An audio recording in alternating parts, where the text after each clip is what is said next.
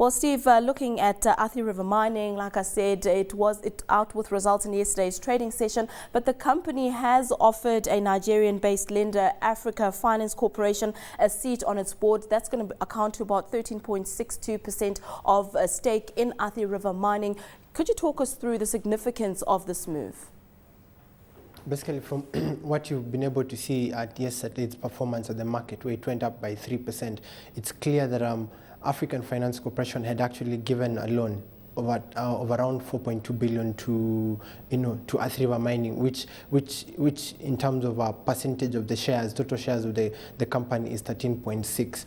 And the management and the bank have agreed to actually convert the loan into equity, so that the bank can be able to offer strategic management advice for the group in the coming years. But also the other aspect is to see that with a lot of increasing competition in the industry and the firm actually diversifying into other aspects like fertilizer production and the like, the bank coming on board will actually be a strategic aspect to it, and that's seen the share of the company rising from 200 to 203. And we're seeing that the 13.6% will mean that the conversion rate is at 268 shillings per share. So this is actually interesting. And you can carry on.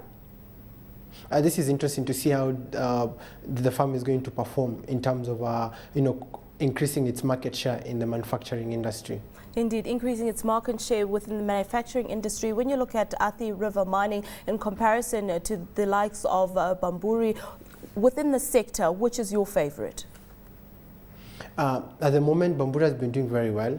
Not to mention Portland Cement has also been trying to change its strategy. But now with AFC coming on board, Athi River Mining, and given the fact that it's diversifying into other aspects, when you're looking at the bottom line, at the end of the day, the shareholders of Athi River Mining will be smiling all over the bank.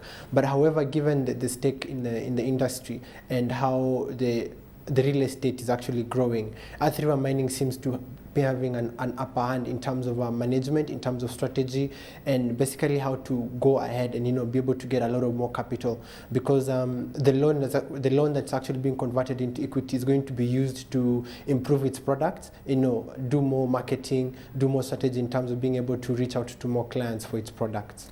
Let's look at Marshalls. Now, we know that the car industry in Kenya has been under a lot of pressure. So the Marshalls majority shareholder, Mr. Putney, will be offloading about 50.7% of his shareholding in the company. Talk us through the significance of him perhaps moving out of the company. The car industry in the country has actually been going through a lot of turmoil. Seeing CMC has been suspended. But the interesting bit is Marshalls has been in the news for the last couple of months for the wrong reasons, given the fact that two top shareholders, this is one Mr. Putney and another businessman, have been actually embroiled in a tussle of the aspect of who's the controlling shareholder. And Putney was able to actually be able to get control of the firm 2 years ago, where he gained 50.6% of the firm in terms of shares.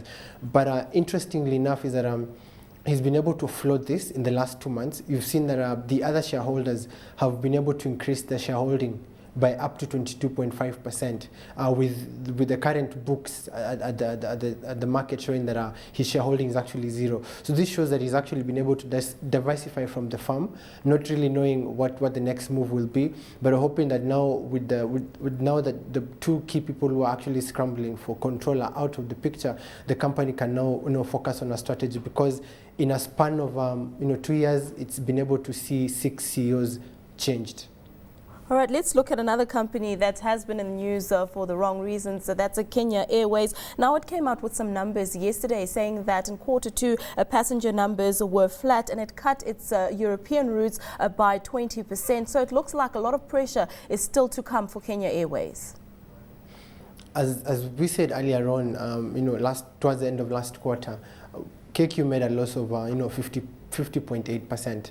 However, given the fact that it's made zero growth in terms of passenger numbers, seeing that the gains that it made on African routes have actually been reversed by reduction of passenger travels in its local routes, this being Kenya and the European and Asian markets, due to the fact that there's a lot of strain in terms of the European economy. We're seeing a lot of challenges coming out of the Eurozone. We're also looking at Kenya is actually actually stopping its flights to Rome and Muscat to be able to reduce its expenses that have actually run off. So we're trying to see that Kenya is trying to come up with a strategy whereby it's going to change its management style. Unfortunately, its biggest gain, the African routes, the gains actually being reversed by what's happening in the European and Asian market. So it's gonna be tough for it to be able to see how it's going to reverse this.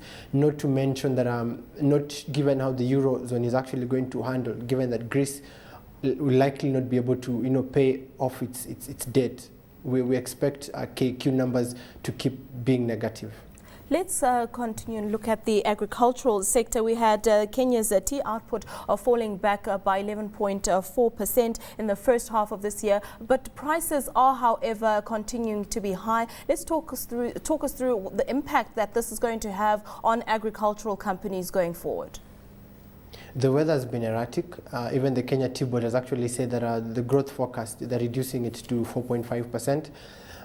This has seen that production levels have actually gone down significantly, despite the fact that the international prices are very good. So what the key stakeholders are actually hoping is that the good tea prices at the international auction markets will actually safeguard or cushion the farmers from the loss of production back at home. However, this is a challenge because given that most of the key markets for the Kenyan tea either under problems coming from the Eurozone or the the world economic crisis, we're also seeing that exports to markets like Iran actually going to stop, given that Iran is actually undergoing sanctions from world powers. So it's actually going to be upon the Kenya Tea Board to come up with strategies on how to mitigate the effects of the erratic weather and be able to see how farmers can be able to maximize from the rallying in international good prices, which in my view will not actually last longer than they have.